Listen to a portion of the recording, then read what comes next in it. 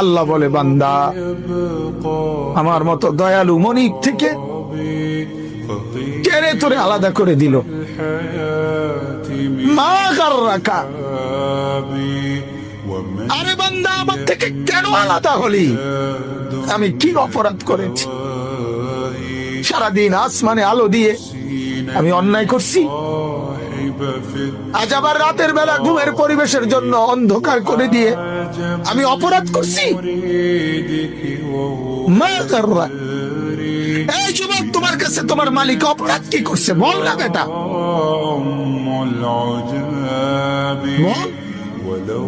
কেন সেজদা করলি না ভাইয়া? আল্লাহ তোমার কাছে কি অন্যায়টা করছে? কি অন্যায় কি না দিছে মালিক?